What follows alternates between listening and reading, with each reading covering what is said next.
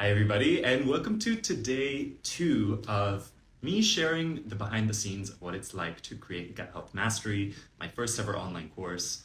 As I mentioned yesterday, I wanted to do things a little bit differently in how I was sharing and how I was showing up. And I just thought it would be a richer experience to be able to dive in this way and explore different facets of what led me to create this course, of what's motivating me to step out of the norm of a 9 to 5, for example, and try and create in this way, create an online course so that more people around the world can actually experience deeper levels of healing and meaning and connection, in connection with their bodies, in connection with their health, and ideally be able to experience their most vibrant health and gut health yet. So today I wanted to come into this space and share about my philosophy when it comes to healing and when it comes to growth. As I mentioned yesterday, right now I'm looking for my first 15 founding members, the first people who are going to dive into this journey with me of sharing this first time online course. And I shared a bit about, who that person was, what I was looking for in this other side of the screen, as I'm sharing this, who do I really think I can help? Who is this course for? And one of the things that I mentioned early on was that I know that the people that I most often resonate with and am able to do the most transformational work with are people that are really deeply interested in healing and growth and connection and meaning. And in particular, these people are searching for ways to get the most out of their nutrition. They're searching for how they can better heal their gut, how they can better heal certain often reoccurring symptoms, whether that is at a physical level or even a psychological level. Right? Things like, say, anxiety or depression. And also these are people who are very interested in that connection between the nervous system and the gut, because it's huge. So whether you're trying to actually heal your nervous system through your gut, which is often overlooked when it comes to nervous system regulation and healing, or actually trying to do the flip side and healing your gut actually via your nervous system, which is another huge, super overlooked, let's just say, approach when it comes to what I see out there when it comes to dieting and working with gut health, working to heal the gut, working to heal digestive issues, symptoms, and conditions. So yesterday I touched on also the story of, how Ayurveda first came to me, what it was like for me to step into this new alternative approach to my health that I hadn't previously tried. And the thing is, before I actually came to Ayurveda and before I started really, trying out this new, more intuitive approach to things and a more informed approach based on things like my body type or how my metabolism was working, things on caring about how I felt and caring about how hungry I was. I really was caught up with a model that I think still defines health for so many people that I see, that I meet, and that I talk to. And that model is what we can call the fitness model versus what is part of our transition now, which we could maybe call a wellness model. And even beyond that is a model that I personally am calling the future of healing, because I think it's what's beyond wellness. And the thing about the fitness model is that this is the model that currently still has the greatest weight and influence when it comes to most people's approach to health and healing and dieting, because it's very much built around one major theme, which is having an ideal body, having an ideal figure, having a certain shape in your body that is more appealing to society and societal standards of beauty and attractiveness. And the key to that then becomes our weight. So when that is the paradigm, how most people end up looking at health through the eyes of this fitness model, whether or not, you're going to the gym, it's so pervasive because it's made its way into how we approach diet, how we approach nutrition, how we approach health in general. And you can see this because what does that fitness model prioritize?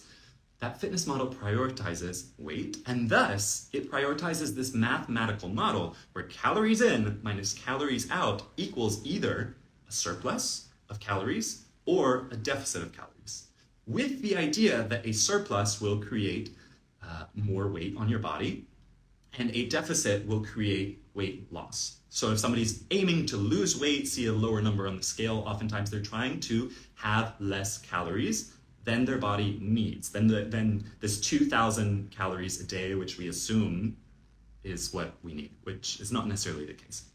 The other case for those who say want to gain weight, want to gain muscle, is then you're trying to get yourself into a calorie surplus.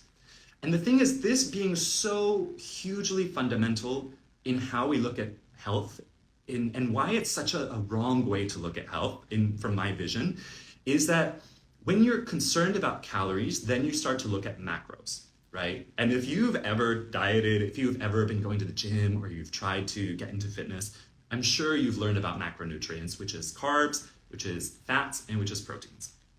And it's, I talk about this being so pervasive in our society because if you go and you look at the back of anything you can buy at the supermarket, what are you going to find? You're going to find a little table in the back where it tells you all of the numbers of what's going on with that food, right? It tells you how many grams of sugar, how many grams of fat, how many grams of trans fat, how many grams of saturated fat, how much protein, how many carbs, how much fiber it might have, with the idea that, oh, okay, great, if you have these numbers, if you have this numerical information, you can now make the decision of what is best for your health based on that. Based on a fitness model where the way you're looking at food and what is healthy has everything to do with numbers and nothing to do with what you feel. And nothing to do with what is the actual contents of that food, right? There's a ton of things that we know are out there that are FDA approved, that are on the supermarket shelves, that we know are toxic, that we know contribute to cancer. I'm not even going to start to list them because if you need that list, I mean, you just Google it, right? Like there's so many things in processed foods, in preserved foods that are just so toxic for our health, so toxic for our well-being, and not just in our foods, also in a lot of skincare products, hair care products. Really, you name it. Anything we're putting in our bodies and we're on our bodies oftentimes have a huge toxic load for our body. But guess what? None of those numbers come actually under that little table that tells you that something is otherwise healthy, right? Otherwise healthy, except for that it has these ingredients that are actually maybe very detrimental to your health. And another thing is that this model really tries to aim for us getting this vision of perfect right, perfect health, a perfect body, aiming for perfection. And that then spills over, and I think this has really spilled over, especially for, let's just say like Gen X, and then also millennials. And, I don't personally know that many Gen Zers, but from what it seems in a strange way, I actually feel like many of them are a little less concerned with perfection, but I could be totally wrong. Or maybe they're just being perfect in their own different generational way.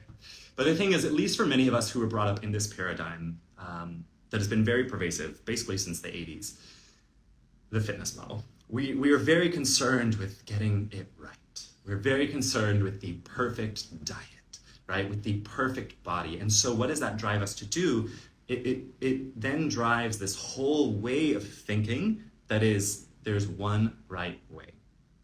And oftentimes that one right way is something we have to strive for. It is something we have to struggle for. It is something we have to fight for, right? And we see that in saying things like, no pain, no gain. That's like the motto of the fitness industry, right? And yet it's not just the fitness industry that operates in that way. It operates in so many layers of society in which so many people feel the need to push harder in their careers. They feel like they're never doing enough, and they feel like what they are, as they are, how they are, never quite adds up to that standard of what is perfect.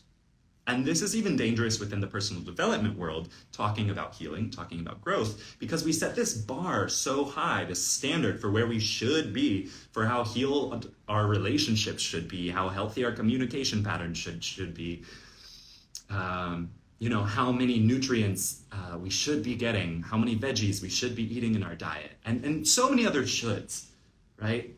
That it makes it really easy to disempower ourselves, which I would actually argue is a big part of what our current economic political situation as a global society feeds on. We could just say that, And I'll leave that there for you to chew on yourself and give me your thoughts on it. The thing is, when I started approaching Ayurveda, because keep in mind from my story yesterday, I came to Ayurveda as like this last resort. Like, I need answers. I need to feel better. I cannot suffer day to day to day, day after day, feeling this terrible in my digestive system, feeling this low energy in my body, and feeling this broken, this frustrated, and this unmotivated to eat, to... Okay, we're back. Thing is, I had myself been trying to approach this perfect body. I had myself been trying to learn the one right way to eat to get that perfect body. And so I was following all the right rules. I was doing all these things that everybody on the internet said was healthy. And yet I was suffering. So when I came to Ayurveda, it was this like, I will try anything. It was like hands up in the air, sliding down a slip slide at the water park, like, we're doing it, we're going, there's, I don't even care if this is the right way, I just need a way. I just need to keep evolving, I just need to keep moving forwards. And what I got, instead of this perfect health, because really that was what I wanted, right? What I got was actually a recognition that my health and healing in general is a journey. There is no moment you've made it. Because that's what perfection tells us, is that there's this moment where check, you've done it, you've checked all the things off the box, you're perfect, right? You've hit that number on the scale, perfect.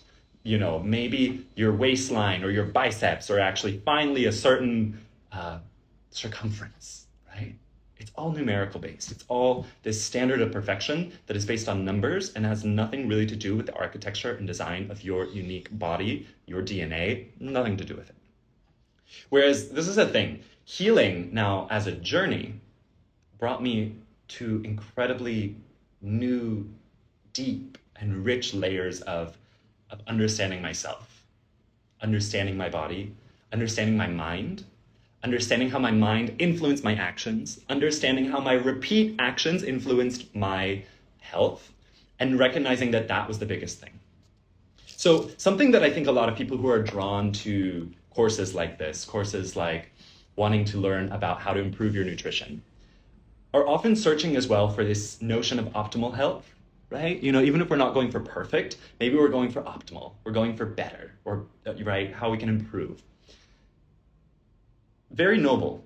But the thing is, even when we talk about optimal health, oftentimes there's this kind of encoded notion within that health is a noun.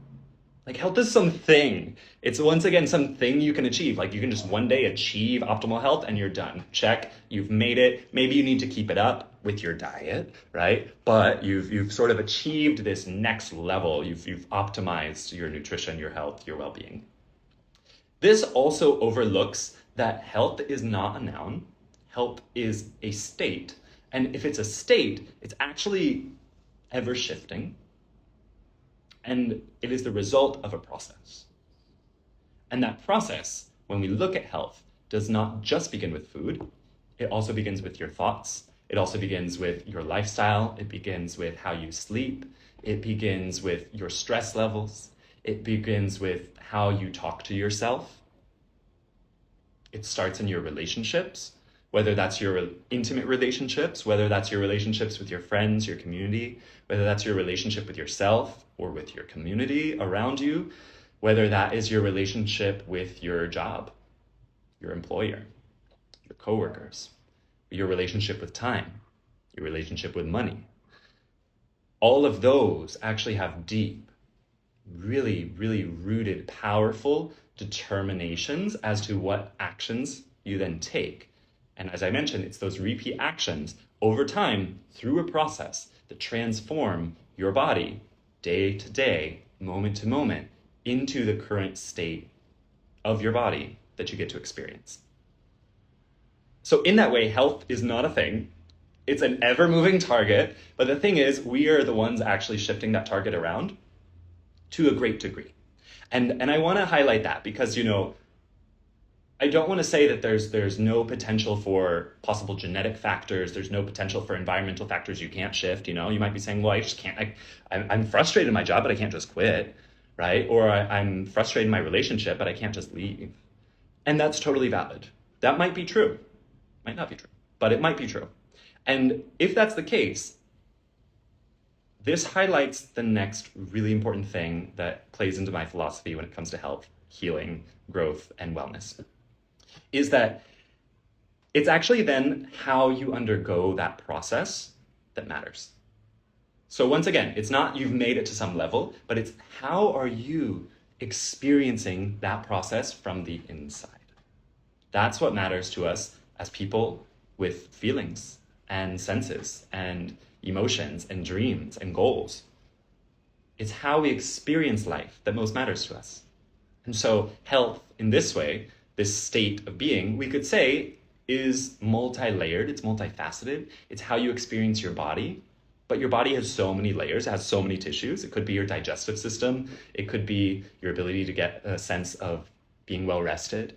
It could be a sense of feeling free of pressure in your chest or your heart. It could be how do you heal your knee, for example. There's so many layers to that physical healing. And then you have also the psychological layers of healing, of how, if that process matters to you, that process of being in your body, that process of experiencing life, if you're interested in that process, well, then obviously you must also care about your emotions. You must care about how you feel. You must be attuned to the way you're thinking, right? Because that will influence a grand part of what your experience of being alive, being in your body is. So this is the thing. I see there's these three huge mistakes when it comes to how most people are then approaching that process of health, right? That first thing that I would see, and I'm just going to base the premise for these three mistakes that I see most prevalent around the premise that we want health. Whatever your definition of health is, whether your definition currently may be that optimal perfect state, or whether it is a certain number on the scale, or if it is a certain thing you can see in the mirror, or if it is even a certain process and experience that you can have inside your body. I'm going to assume that you want health. I'm going to assume that most people want health. I'm going to assume that most people want to feel good in their bodies. But nevertheless, that being the starting place, there's still these three big mistakes that I see how most people approach health. Number one is that we want health, but we're asking really unhelpful questions. So what do I mean by that? There's a self-dialogue that many of us have, or if you don't have it, it could be, happening at a sort of subverbal level, but there's an internal dialogue, an internal decision-making process always going on, whether or not it's verbal for you. And the thing is, oftentimes when it comes to health, and I even shared a story about this yesterday that I'll get back to in a moment. When it comes to our health, and especially when we're struggling with our health, and even things we want in life but we don't yet have, right? We want health, but we don't have it in some area or part of our body or experience. So we want something out there. Say you could also want like a better job. You could want more pay. You could want, a house. You could want a loving partner. Something that's out there, but you don't have it right now. The thing is, so much of our inner dialogue for so many people revolves around the question, why? Why? So why don't I have this? Why can't I get this? Why me? Right? Why hasn't this worked out for me? Why do things never work out for me? Why can't I seem to heal my knee? Why can't I seem to heal my gut? Why, when you think of it in that way, right? And maybe you can recognize in your own life some way that you've asked yourself why about something you want but you don't have. Even if you had the answer, what good does it do? How does that help you? So what I mean by that is it's very much what I call a diagnosis paradigm. So the story that I shared yesterday about part of how my intuition guided me to searching for Ayurveda and then tapping into this whole new way of being, whole new way of health, was around going to the doctor's office and sitting across from a doctor who I remember telling all my symptoms. He started writing me a prescription for a nausea pill and also for headaches. And I remember asking him, but why is this happening to me? Could you explain that to me? Why is this happening? And the thing is, he didn't give me an answer. But even if he did give me an answer, which actually was a big part of what I had been searching for, what I had been searching for when I was taking, doing all of these tests, trying to figure out what was going on in my gut, when I was trying to find a diagnosis. I was trying to find, why is this happening to me? Because I figured if I knew why this is happening to me, oh, well, okay, I have irritable bowel. Okay, well then maybe I can have a solution. But I remember this doctor that couldn't even give me the why. He couldn't even explain what was happening to me and why. Giving me these pills, it felt so wrong because one, I didn't have an answer to this question that was burning inside me. Why am I experiencing daily nausea and constipation and bloating and indigestion and feeling broken, feeling low energy and just feeling super unmotivated, frankly, to be alive? Even if I got the answer was not what was going to be the vehicle to get me where I wanted to go. Okay, you have IBS. Now what? Right? Oftentimes our psyche it'll come in and try and tell stories too to answer that question that keeps us many people in this disempowered state or this sort of more victim mindset. So what I mean by that, say you ask like, oh, well, why don't I have a loving relationship? Let's just talk about that, right? Like why can't I ever find someone who's right? Why is it so hard to find somebody out there who's right for me? Whatever. Could take so many shapes, so many forms, that question, right? If you have any degree of insecurity layered into your subconscious, the answer might be, oh, because you're too fat, or because you're not attractive enough, or because there's no good men out there, there's no good women out there, there's no people right for you out there, because society just sucks, because people are too busy and nobody has time to connect, because people are too superficial. So all of these things are either projections onto others, or there's some insecurity that we then layer onto ourselves. We put on as this armor. So that's what I mean. Having this question why tends not to be that useful because it doesn't even actually then take us to a more transformational place. I will add to that the second question that goes into this mistake of we want health, but we're asking unhelpful questions is when people ask when. So I have worked with many people in the past who, when we start a new diet protocol for them, when we start working through these layers of what needs to change in their lifestyle or their habits or their approach to eating, their approach to health, then the question is, well, when is this going to get better? When can I expect results?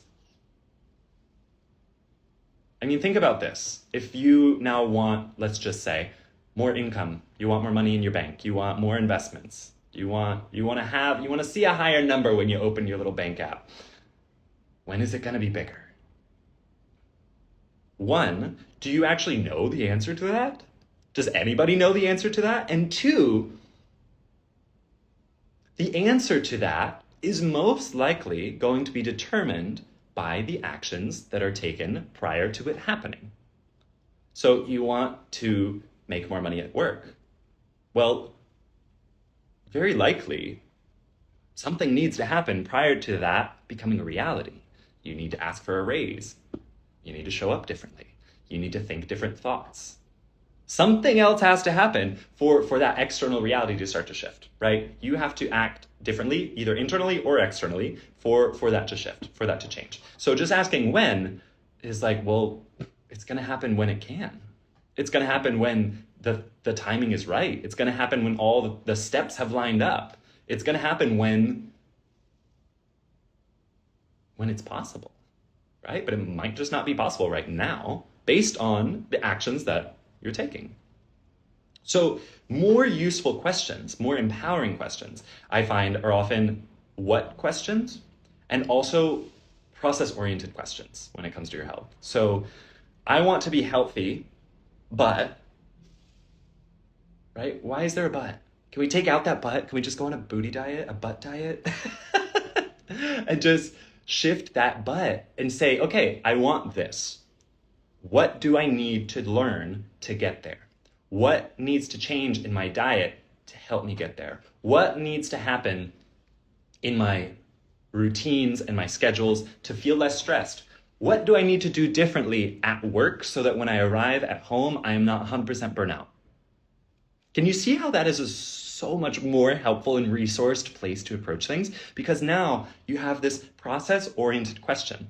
This is the thing. If you see health as a thing or as a finish line, then you're more likely, at least how I've seen things, people who see health as this checklist or this perfect thing to be achieved, this end, often ask crappier questions because they're not seeing health as a process. When you see health as a process and you start to ask process-oriented questions, then you can start to make much bigger, huger, more vital shifts.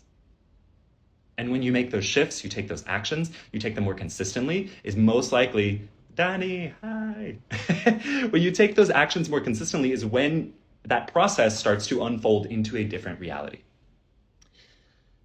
So that's number one, mistake number one. Mistake number two that I see is, let's just say we want health. We want health, and actually maybe we're asking better questions. But then we've asked better questions. Maybe we get some answers from our intuition or from research. But then we don't have a plan. We don't have a map. We don't really know where we're going. We don't know how to get there. It's nice to say, oh, well, I'd love, $1 million. I don't know, $200,000. It's nice to say that, but without a plan to get there, you're actually just leaving yourself in a more disempowered state because it leaves you in that space of lack consciousness of what you don't have and not in that consciousness, that process-oriented consciousness of how can I get there? How can I advance in that direction? Because that, when it's applied to anything in your life or when it's applied to your health, when you have a plan and you take consistent action, then you get to actually see how that journey is unfolding, how that journey is evolving. It's like going on a road trip, right? You get to look back at the photos, but if you never get in the car, how are you going to see it all, right? If you never book the plane ticket to go to South America to go backpacking, well, and you don't have a plan, then how are you ever going to be able to look back on all the amazing places you've been, right? And how much you've evolved, how much you've grown over those last 6 months, over those last 3 weeks, over that period of time that you've been taking action based on that plan. So once again, not having a plan can leave you in this disempowered state where it's really easy to slide back into asking less than useful questions of when and why, right? Why am I not there yet? Or when is this going to happen? Hopefully you can see how these are connected, how we're connecting these dots. And the thing is, I really do believe that the biggest threat to health today, 2024, as I'm recording this, talking about this with you, is actually a disempowered state. The biggest threat to our health is a disempowered state. The biggest threat to our health is one's own paradigm. It's the way you think about things. It's the way you see things, which has to do with the questions you ask and what you say to yourself and what you believe to be true. Because all of that underlies how you then show up taking action. So the third biggest mistake that I see, we want health. We're asking better questions. We may even have a plan, right? That plan might look like, okay, I went to the nutritionist, got a diet. I went online, I got a gym routine. I have a goal. I want to lose this amount of weight by that date. Or I want to eat more veggies, so I'm going to start to track it. I want to make sure, this was my case. I had some app where I could track okay, every day I was eating, I could check little boxes of berries, check. Cruciferous vegetable, check. 1 serving of beans or legumes, check. Flax seeds, chia seeds, omega-3s, check, right? I could look at these places in my life where I could check the boxes and know I was doing it right. Because that was my plan. I wanted to eat more healthy, right? And that was the definition of healthy I was operating under, was if I eat these things, then I will be healthy. If then. But that health plan, that roadmap that I had absolutely nothing to do with my unique body. And this is the big mistake that I see, the third biggest mistake. We want health, we're asking better and more empowered questions. We know that our questions can maybe help us, okay, how can I get these results? What do I need to do to get these results of achieving my health goals? Okay, good, we're in an empowered state. Boom, then we have a plan. We've looked up a diet, we found some solutions, we found some answers on YouTube, on Instagram. We're following somebody who, yeah, I'm gonna try that. We found some new fad diet, seems like a good idea. Paleo sounds amazing, let's do it. Right? There's evidence, there's research, there's science. Amazing. And then, hello to who's waving at me over there. So we have this roadmap, we have this plan, but that plan has nothing to do with your unique needs. It has nothing to do with your body. It has nothing to do with it. It's based off, if anything, some external paradigm of health that has not been fully informed and fully fleshed out and fully designed from the inside. That is the biggest mistake. And that is actually a big part of what I'm teaching in Gut Health Mastery. Because I really realized, for me, I myself went through those stages. I was first asking really victim-based questions. And then I said, okay, there has to be a way. Let's move out of this victimhood. Let's move out of this disempowered state. Let's really shift our paradigm, open up to new possibilities. Maybe there's things I think I know, but if my body is showing me other results, then maybe I don't know. So what do I need to know? Then I made a plan. But the plan that I had was not based on what my body needed, and my body was still showing it through my symptoms, through my issues, through my difficulties. And that's what I want to highlight for people. When you're having recurring symptoms, whether that's digestive symptoms, whether that's symptoms on your skin, whether that's a severely dysregulated nervous system, whether that is hormonal imbalances, whether that is troubles with sleep, or it's recurring patterns in your life where you struggle with money or with love, with success, with holding that, containing that. Hello, Julie. Nice to see you here. When we're struggling with that, then right, that had nothing to do with my body type. So then I was still getting the results that my body was showing me that this is not working for me. So it wasn't until I found Ayurveda, and it wasn't until I actually shifted into having a roadmap, having a plan that was based on my body type, that all of that could add up to a whole new thing, and a whole new positive paradigm, a whole new set of questions that I didn't even know I could have access to, that I didn't even know were vital for my health. A whole new set of actions that I could then take on a recurring basis to then heal my chronic issues. And that's what I want to be able to teach other people to do. Which is why this course is not just about, oh, here's the right diet for your body. It's about connecting to your body in a deeper way with all of this information that you have to be able to ask the right questions, create a plan for where you need to go, where you are, where you want to be, and then how to get there based on your body type, based on what your body needs right now. Because if you don't have that, you're just kind of fumbling around in the dark. And I think that's sadly where a lot of people end up. And I think people oftentimes end up, maybe following some diet, whether they go vegan or they go paleo or they go keto, or they just start approaching food in a certain way that actually maybe works for them. And so then they stop asking questions. And that is a dangerous place to get to. When we stop tuning into our body, when we start following a prescriptive model of what we think we should be doing with our food, with our diet, with our health, with our lifestyle, we have to be able to shift that as we age, as we change, as we evolve. Because as I mentioned, health being this state that is a shifting process, that is a journey, we have to actually be able to move and be flexible. We have to be mobile within that journey. We can't just lock ourselves into something, because guess what? Then 5 years go by, 10 years go by, and we're using an old approach. And then certain things seem like they're not working, or certain things start to become an issue that maybe weren't an issue before, and we wonder why. But it's because we've been overlooking a need that has been begging to be addressed. So those are the three big mistakes that I see, as I mentioned, when it comes to how we're approaching health.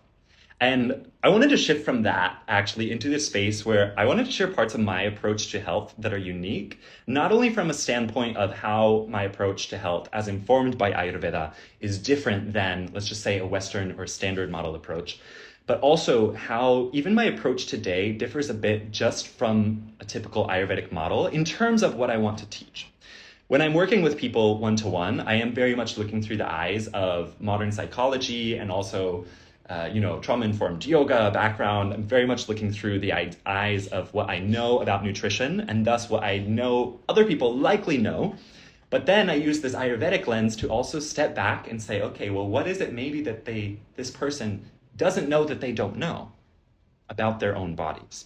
And when we can really be in that space, a lot of productivity can happen, a lot of new paradigm shifts, a lot of understanding about self, a lot of paying attention to new cues and signs in your body and your feelings and your gut and your symptoms can happen. And then a new shift can happen. But the thing is, when it comes to what I want to teach in Gut Health Mastery, I don't just want to teach Ayurveda.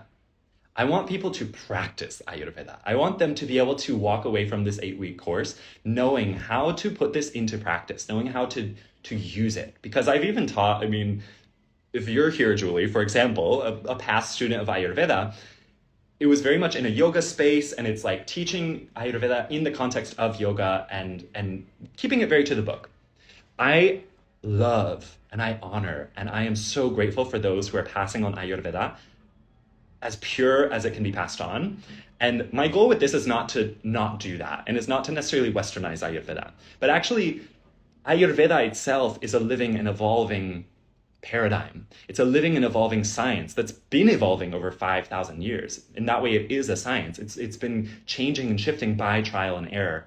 And so part of what I want to do with Gut Health Mastery is make more people masters of their own health, starting with their gut, which is how we approach things from Ayurveda. But as I said, I don't just want to sit here and teach people about doshas and Agni and make them learn Sanskrit, make them memorize things that are maybe a bit confusing. But actually, I want to say, how can I apply those paradigms of Ayurveda to how we use language in our day-to-day, having grown up in a totally different place on this planet, right? Having grown up with a totally different paradigm about what it means to be healthy.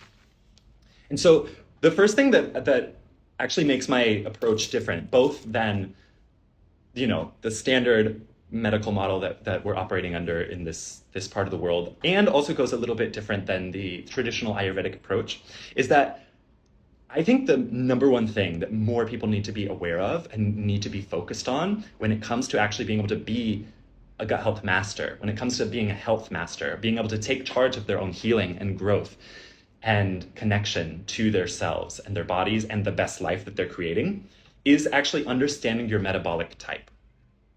Thing is, your metabolism is a function, right? If we're talking about health as a process, well, then we have to kind of unpeel that layer and say, well, what's underneath this one layer? And what's underneath that one layer is actually there's certain cogs running that machine. And I don't want to say our body's necessarily a machine, but hopefully you understand what I mean, right? If our health is a process, well, if that's a car and it's going in a direction, what is fueling that? What's running that? What's running the show? What things need to be happening together in order for that car to operate? The wheels, the gas pedal, steering wheel, right? All of that's going to be able to direct your health.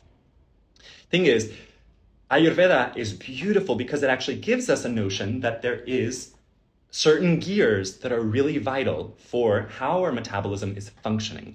Ayurveda is so fascinating to me because it's a very functional model versus a very, let's just say like noun-based model. It's a very verb-based model. What do I mean by that? When we look at health from a Western perspective, we're looking at, okay, your body, it's a thing. Okay, it's an organism. And then how do we break it down? Okay, there's organs, great. And then there's systems, and those systems are organs, circulatory system. Okay, you have heart, you have lungs, you have capillaries, you have your diaphragm, things are pumping, they're moving. Oh, wait, okay, now it's connected to the nervous system because there's heart, connected to brain, electrical signals, nervous system, okay. The thing is, that already starts to get into this notion that what is more important is not just, okay, the heart is a thing, but the heart has a function. And the heart's function is actually interconnected to the function of every other part of your organism. And so Ayurveda breaks this down into this very specific model because as a healing science, when we're looking at disease, right, when we're looking at wanting to improve our health, wanting to move from one state of health that is maybe less than optimal into a place where we are not suffering with symptoms, where we're able to move away from chronic or manage chronic symptoms, when we are actually healing our gut, when we're healing struggles that we've had, right? How do we actually move in that direction? The thing is, Ayurveda sees basically, or how I see it, I'll break it down in this way rather, is there's 4 major categories that any disease process can take, any metabolic process can take, that when it goes awry can create issues. And those are catabolic, which is when things break down, or a degenerative process. So if you think about arthritis, let's just take arthritis for an example. Or if anybody wants another example, you can just pop it in the comments and we'll walk through an example of how that can fit into this model of these 4 major categories of health concerns. But let's talk about arthritis for right now. There is an arthritis that is based on wear and tear, right? Joints over time bearing loads, right? They can themselves start to get wear and tear. There's a degenerative breakdown process happening. How do we then improve that or try and make that better? Well, we have to actually be, one, aware of that degenerative process, and then we have to try and create a scaffolding and support so that, let's just say, needs joints, right, actually have the nutrition they need, and there's actually strength that's keeping the factors involved from just crunching down onto each other, right? So strengthening the legs and then maybe supplementing with more foods that have collagen, let's just say. Right? And also having enough of a stable metabolic process that you can then process whatever nutrition you're getting. So there's the catabolic or degenerative types of disease. Second, we could talk about any inflammatory or metabolic disease. So in this case, we're talking about when there's essentially a process within each of our cells called metabolism, which is how we use energy. It's kind of like the economy of our cells, right? If we talk about economy being how we use money, in our body, the economy is based on energy. It's based on ATP. It's based on how we're not just using ATP, but also minerals and all of the sort of precursors, like peptides, for example, to build proteins and to build our bodies and to build our muscles, to build our tissues, because our cells are responsible for constantly renewing. Otherwise, if they're not able to renew, there's what? There's a degenerative breakdown process. So each of our cells has this metabolic process that needs to function optimally. The thing is,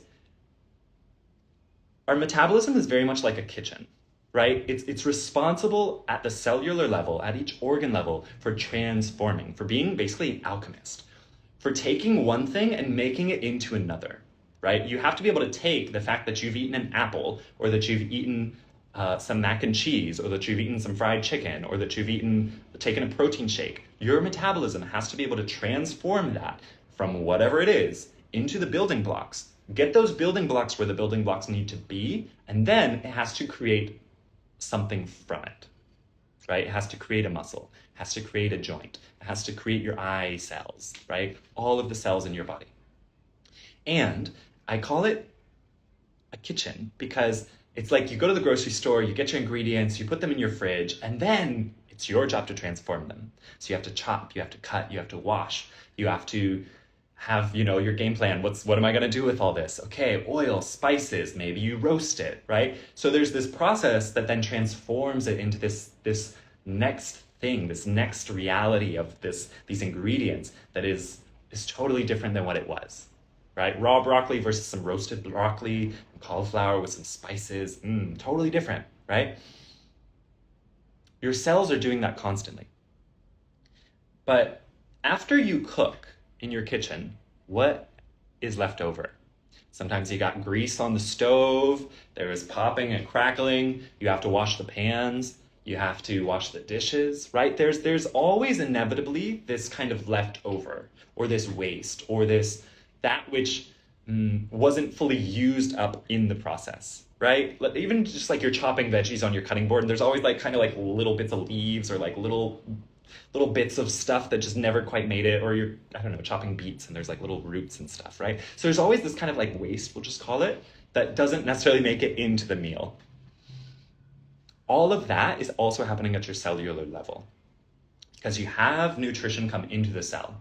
The cell is responsible for undergoing this process, creating this process. And then you have two things as an output. You have both the end result that is a positive thing that we've been searching for, hoping for, needing for this cell to produce. And then you have a waste product.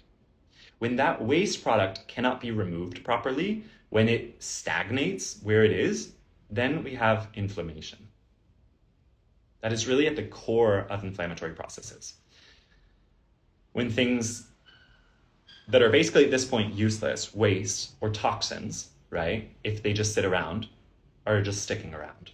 And so the body itself, right, we can also in some way relate this to an immune response, right? The body has to kind of go in and remove or attack that area.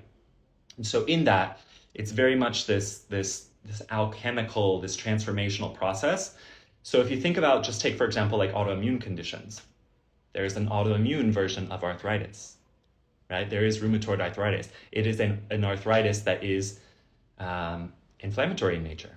It's where your joints start to become inflamed because there may be toxins, there may be certain things that is going on in those cells that is not able to be removed. So it's not just because there's wear and tear, but there's actually some issue with those cells being able to clean out the kitchen, to be able to renew that process and continue going. That can often look like things like swelling. It can look like things like inflammation, right? Think about inflammation. There's going to be heat, there's going to be swelling, there's going to be a stagnation, right? All of that has to do with this second process. The third process is an anabolic or an accumulative process of disease. And this is when catabolic refers to when we're building something. So talking about how, okay, we take in nutrients, the cell has this metabolic process, and then there's a process within that that's building something. The catabolic processes or the cumulative processes are when we have too much of something. And so this can be explained pretty easily. Just think about like, okay, say you have arthritis, but there's maybe wear and tear in the joint. But what's the real reason there's wear and tear in the joint? Could be somebody's overweight. Does that make sense? So the actual issue is not the joint itself. The actual issue is there's an accumulative process going on in the metabolism that has created an excess, an accumulation of weight, of fat, of unhealthy tissue on the body that is weighing it down, that's then creating an extra load on the joints. So one disease process oftentimes starts to push the next get the ball rolling, which is when we start to have more chronic issues. It's sort of there's one thing pushing another button, and then that button is now unable to be dealt with.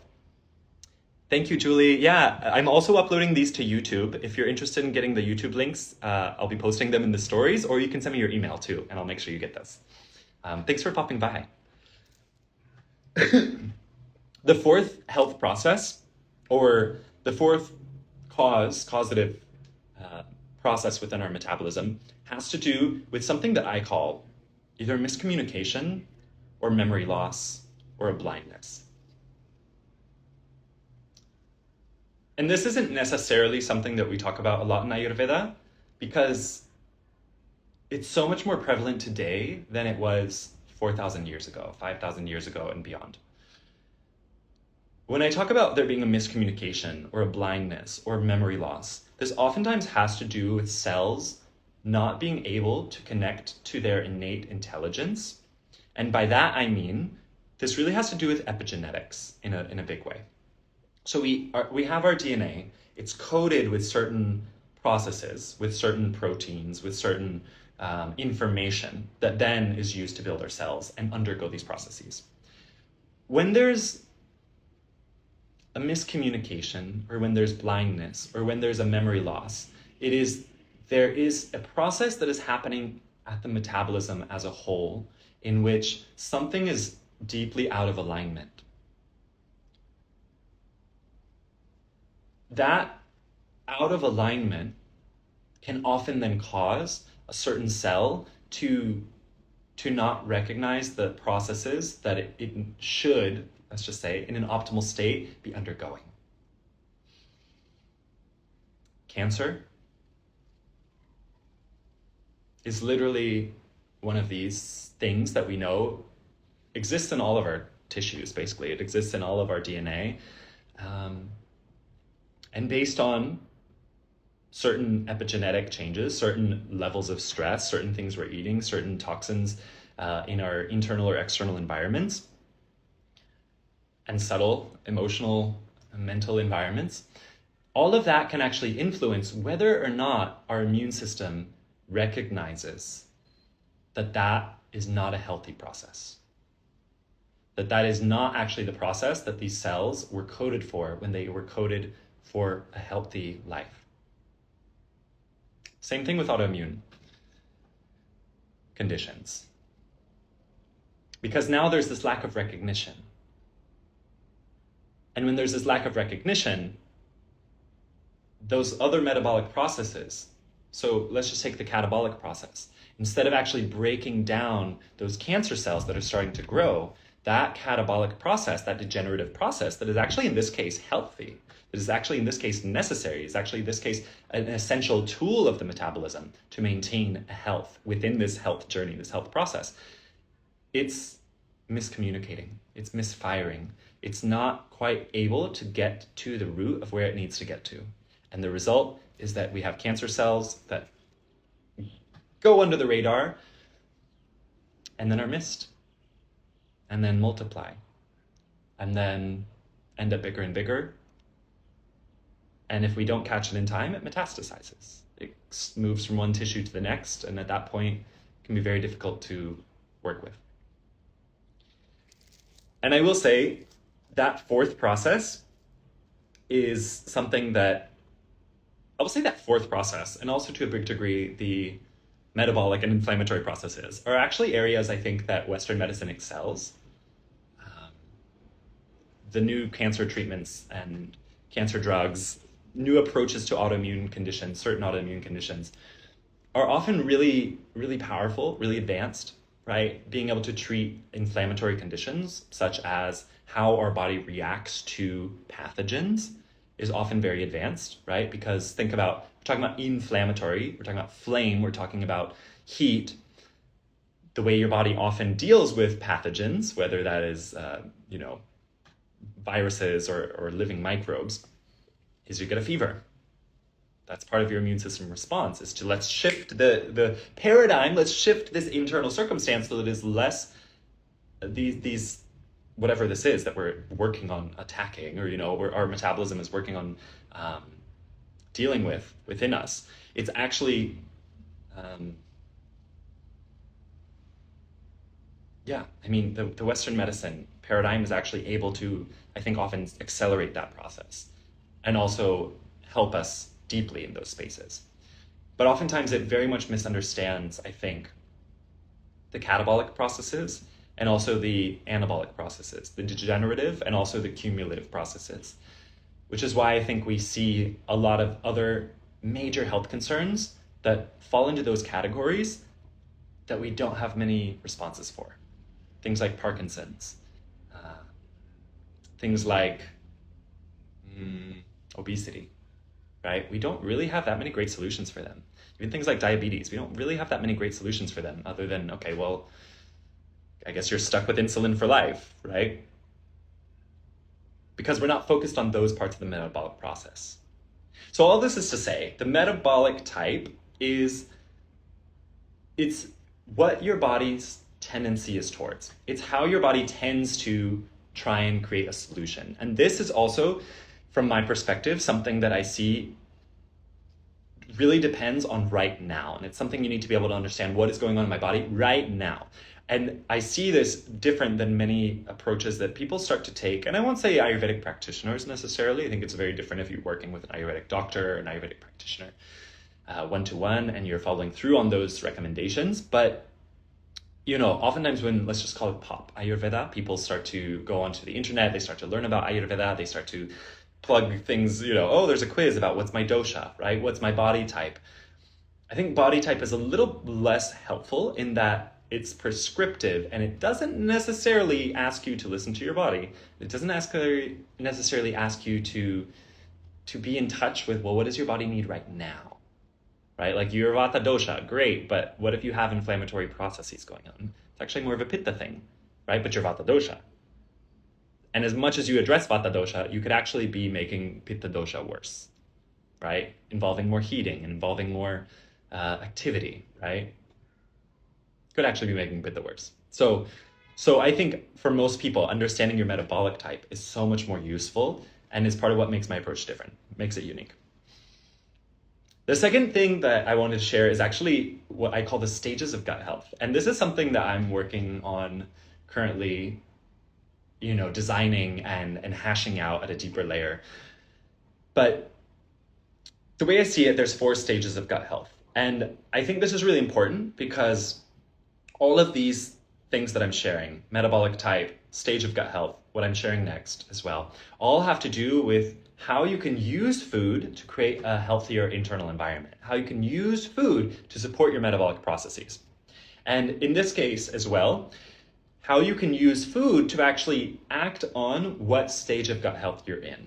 Because I see a lot of people when they start to learn about gut health, okay, I'm just going to start taking probiotics, or I'm going to start taking a lot of fiber, right? These sort of more generic approaches to how to solve things like constipation or heartburn, right? You start following these prescriptions, but it doesn't necessarily align with your stage of gut health. So the stages of gut health that I've outlined, the first one I call a processing alignment. And I think this is kind of the stage when you're feeling like things are just off, things are not working. This is a stage where what do you do when things are really just off and not working? You may want to undergo some sort of like detoxing processes. You may want to undergo some fasting processes, right? You may want to undergo some sort of like elimination process where actually, then you are taking certain things out of your diet and you're trying other certain things, ideally aligned with your metabolic type and your metabolic processes, to then see, I call it the backlog, right? Like how you can start to undo some of this backlog.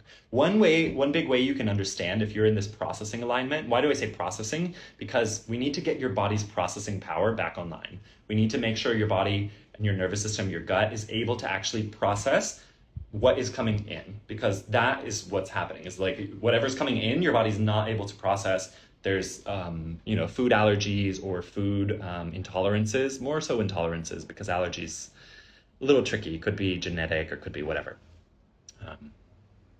Could have to do with those actual foods and your body's just not jiving. But intolerances, like your body starts to reject more of what's coming in. And at a more psychological level, right? Life is coming at you, stress, overwhelm, nervous system dysregulation. Very connected processes. So we need to be able to work in this. And one way I could say you can look at this is if you stick out your tongue in the mirror and you look at the coating, like if you can see, is it a thick coating or is your tongue like peachy and pink, or is there coating more towards the back of your tongue, right? How thick that coating is will often point to how much processing needs to be done, which I can go into at a different time. And that's also a space often where you're just like feeling very low energy, you're feeling brain fog, you're feeling cloudy, you're feeling heavy. You might even be just kind of like in that why consciousness of like, why is this happening? And what needs to happen in a big way is, well, what do I need to then shift out of that? The second stage of gut health, once you move out of that processing phase, once you're able to process a bit more of what you were not able to process before, once you're able to process what needs to be processed within your body to then get your metabolism back online, is appetite alignment. And this has a lot to do with the fact that our appetite often speaks to our digestive processes. Our appetite is governed by something called ghrelin, and basically a play between two hormones, ghrelin and leptin. Ghrelin is basically a hormone that is secreted by the stomach, also to a minor degree in the brain, but mostly in the stomach, and mostly when the stomach goes empty. Leptin, on the other hand, is actually a hormone that is secreted by our fat cells, by our adipose tissue, that has to do with creating a sense of satiation, a feeling fullness. So this becomes really interesting, really complex, because actually the release of those hormones has to do with when you eat. Because as I said, your stomach going empty is what often triggers ghrelin, and it is actually when your stomach then starts to get a little full that you then start to produce leptin. Another thing that goes into that is actually timing. So it's the timing of meals, and it's also sleep and wake cycles. Because when you wake up, that's your body's signal, okay, now I'm moving out of this rest and digest phase. I'm actually moving into this metabolic phase where, okay, we got to do stuff. We got stuff to do today. Get out here, everybody. We're moving into that space. And in that space, ghrelin starts to rise. Because, okay, if we have to do stuff, we have to output energy, then I need to input some energy. So we need to make sure we're fueling. And so your sleep and wake cycles and also your meal times, if they're not aligned, it can start to wreak havoc on your appetite, and not just on your appetite, starts to wreak havoc on, like, that can be one of the major causes of gut dysbiosis, or of any other major chronic gut issue, disease, or even, I will go so far as to say, most chronic issues out there have a great deal of, there's some sort of misalignment happening in our appetite. Our appetite and our food are not happening at the same time, right? We're eating when we're not hungry, or we're not hungry, so we don't eat, or we go a really long time without eating, right? Your schedule's just like hectic, it's all over the place. Your nervous system thus doesn't know when it's going to get food. Your nervous system doesn't know how it's going to be able to make it through the day. And so your nervous system then starts to get dysregulated. This creates a feedback loop between nervous system and the gut through the gut-brain axis, where because of your appetite and your food timing not being in alignment, you now have all of these other metabolic issues. So that's appetite alignment. It's actually, how can we make sure that your appetite is strong, that it's healthy, that it's aligned with what we need from you right now, and then we're actually feeding you at those times when your appetite is correct. The third stage is metabolic alignment. And so, having talked about already the different metabolic types, hello, thank you, Tiwo. It's nice to see you too. Thanks for popping by. Here with metabolic alignment, right? This actually has to do with now eating foods that are in alignment with what your metabolic needs are. So this is a little bit different than the general standard and Western approach to nutrition that, as I mentioned, is the fats, the proteins, the carbs, the fiber, the grams, right? It's how many grams of all of these things we're getting. It's different because actually not all grams of protein are made the same. Not all grams of fat are made the same. Not all grams of carbs are made the same. We have very simple, empty carbs that do not fuel us, that do not keep your battery full, and then we have very rich, complex carbohydrates, for example. They might have the exact same number of carbs, but one is actually going to create a different metabolic process in your body. Protein as well. There's proteins that are processed and that are not that complex. There's proteins that are much more complex. And beyond just those things, think about this. If we're thinking just about the paradigm of calories, right? How many calories a food has? You can eat the same amount of calories many different ways. You could eat the same amount of calories of broccoli as you could of just chili peppers, as you could of crackers, or as you could of the sugar in your coffee. You could have the exact same amount of calories, but guess what? All of those are going to have an incredibly different effect on your metabolism. I think we can all agree. If you eat 100 calories, let's just say 200 calories of chili peppers versus 200 calories of broccoli versus 200 calories of sugar, what do you think might be the different effects on your body, on your gut, on your metabolism of all those things? So this stage, we actually need to start looking at the qualities of your food.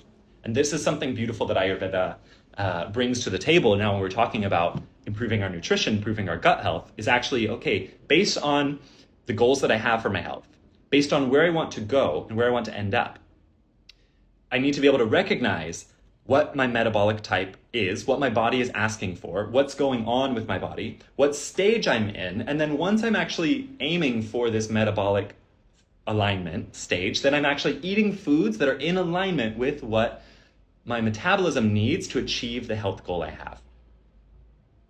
The fourth stage of gut health is longevity alignment. Longevity alignment to me is when you've mastered the previous stages. You've mastered the stage of appetite alignment, meaning that to a great degree, your schedule is actually not so hectic. Your nervous system is much more regulated. You've mastered this metabolic alignment in that you understand your body's needs moment to moment, season to season, and at this moment in this stage of life, to understand, well, what is your body asking for? You start to give it that. When you've already mastered that, then you can start to focus on longevity alignment.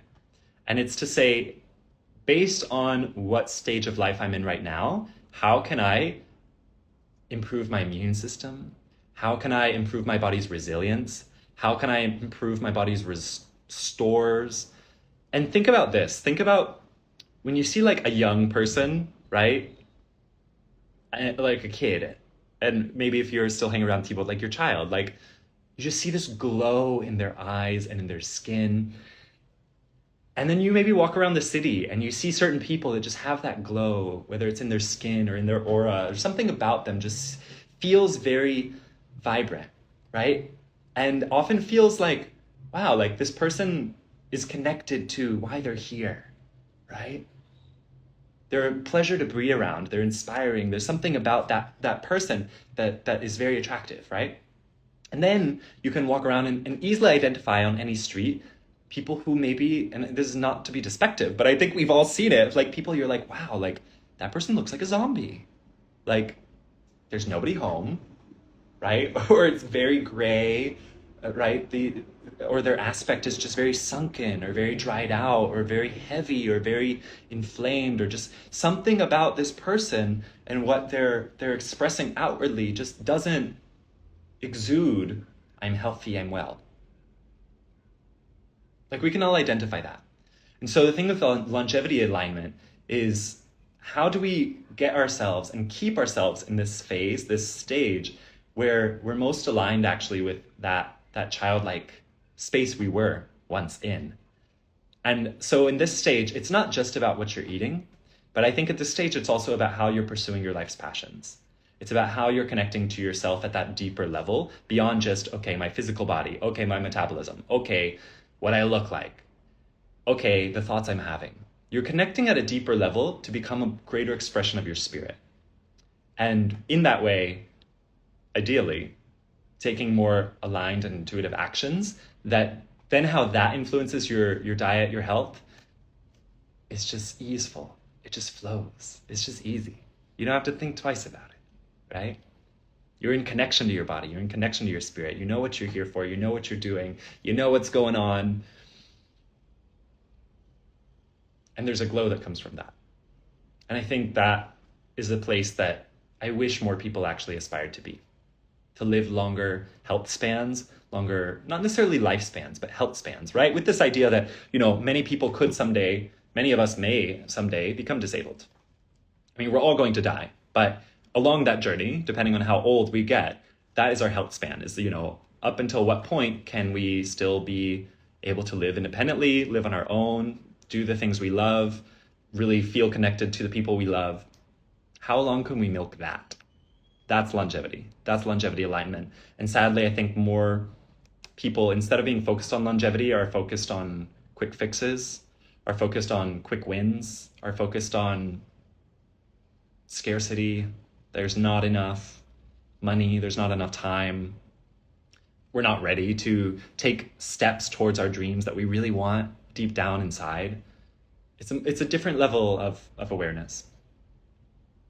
So I'll leave that one there. And the last thing I want to touch on today before I log off and actually go pick up my parents at the airport is this notion of parts of my approach that are unique, is that for me, healing and growth happen based on the environment. The thing is, there are things in our environment that we can control, and there's things we cannot control. The things that we cannot control, things like season, things like the fact that every day you get a little bit older, baby. You may not be able to control the exact food that is around you, right? Like you don't control the food chain, the food system. You don't control what necessarily goes into the grocery stores, or how quality it is, or what preservatives are or aren't in it, right? The reality is there's just things in our external environment we don't control. You don't control the environment at your job. You don't control the environment in your country.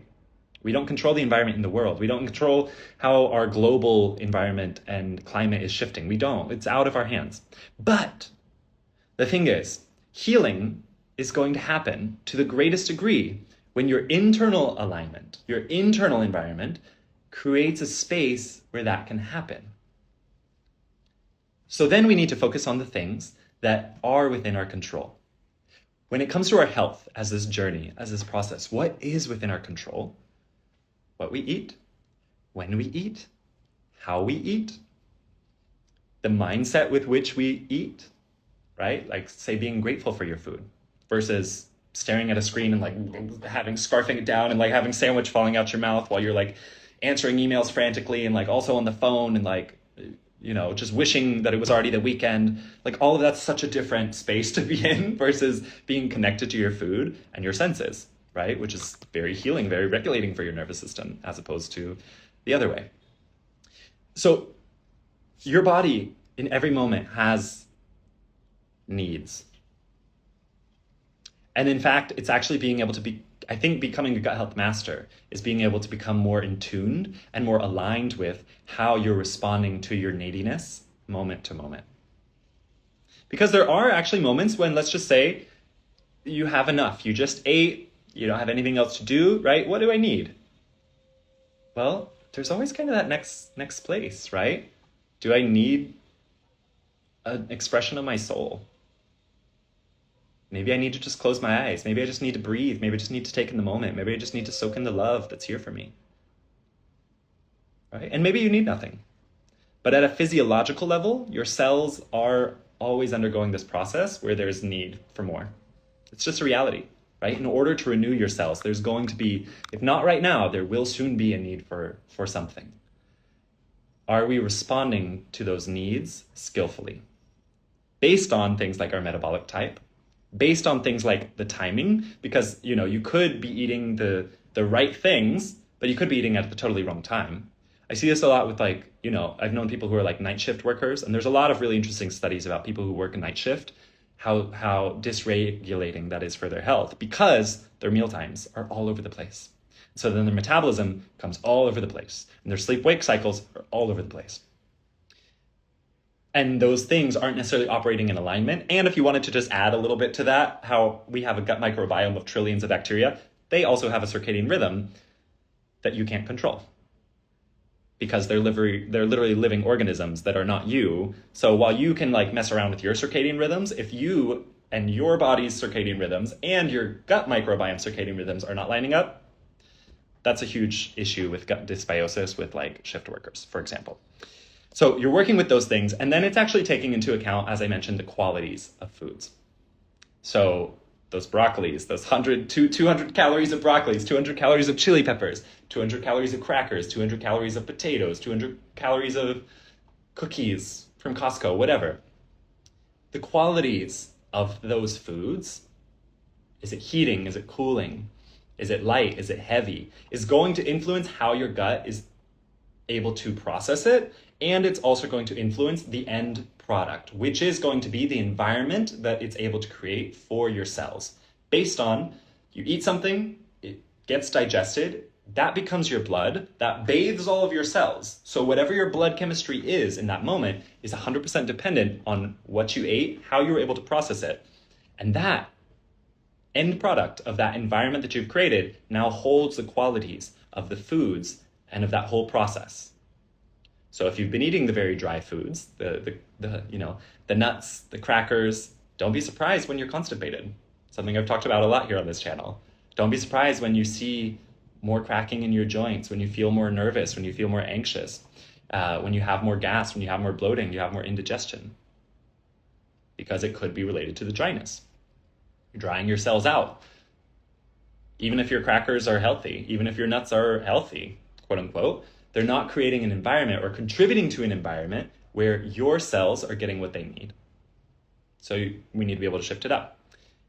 Or let's just say those chili peppers. Like, I know people who come to me, especially living in Mexico, who are like addicts to chili. Like, salsa is the spiciest salsa that they can eat. They love sriracha on things if they can't get chili. Like, so much chili, right? And the thing is, all of that's very hot. It's very heating. So what is that linked to? Inflammatory processes. So when somebody has like an irritable bowel, when somebody has a lot of indigestion or acidity, it's like, well, all of that's fire, right? And it's based on the qualities that you're most creating for your gut.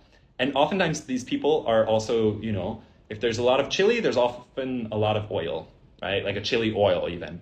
Or there's a lot of kind of like greasy, fatty things going on. There's a lot of like rich, maybe creamy foods also going on in general in their diet, or just heavy foods, like let's just say meats. Like think about a taco, okay? So you have this like this tortilla, you have heavy, greasy, fatty meat, you have some chili, and then you have all of that, and it's just like it's this metabolic bomb of qualities that, of course, then present themselves in whatever symptoms somebody has. And so then it's like finding the symptom, finding what are the qualities of the symptom, and then tracing it back to, well, where did that start, and how can we shift it? Those are the questions that are going to really help us identify how to move forward, how to create a game plan for then, well, what qualities do I need to incorporate to then balance out what I'm seeing, how my body's speaking to me through my symptoms.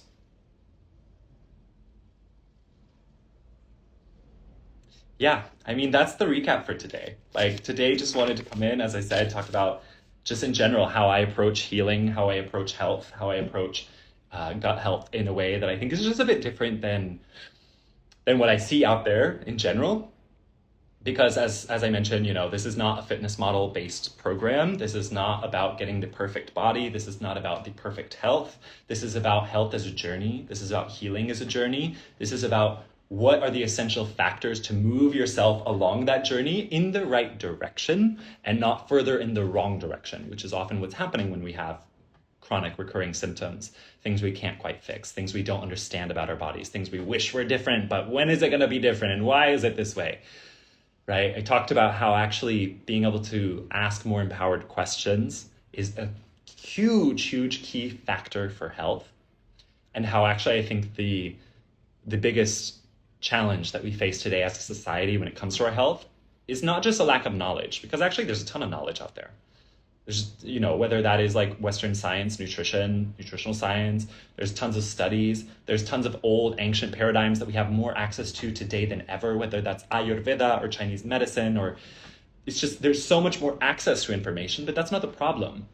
It's that we have a disempowered state, we have a disempowered mindset, we have a paradigm that doesn't ask the right questions, that doesn't create the right plan, and that even if it's creating a plan, isn't creating a plan that's based on what our body needs. And that is what I'm teaching us to do in Gut Health Mastery in a whole new way. And why I'm really excited about this course, why, I'm happy to peel back these layers of like what it is that I'm doing here, why I'm dreaming about this. Because for me, it's not just about, okay, it's an online course, cool. I'd love to support myself in this way that is location independent and that is able to actually be of service to people and that is able to make an impact on more and more people, right? Of course, yes, lovely. But at a deeper level, I want to be able to shift the paradigm about health. I want to be able to be a part of shifting more people's paradigm about their growth, about more people's paradigm of how they're connected to themselves and their world, how their nervous system and their body are connected, how actually connecting to your spirit and connecting to your dreams and your passions and where you want to go is the way, no matter what we've been told. I think that's the way that as a collective we will evolve into the next best, brightest, most mutually supportive place that we can get to. And so this is just how I want to share my little grain of sand with the world and the hourglass of time. So with that, I will go ahead and close this today. I'm going to pop in the shower and run and get my parents. Talked about how, oh my gosh, I'm launching an online course and my parents are coming to visit. And it's like, okay, don't make that an oh my gosh, just enjoy the process, babe. So anyhow, love you all. Thank you for popping in today. If you have questions about today, if there was something that resonated, something that was exciting, let me know, because I'm loving this process and I've loved connecting to more of you and just hearing your feedback on all this. So ciao for now. Have a lovely day. Bye.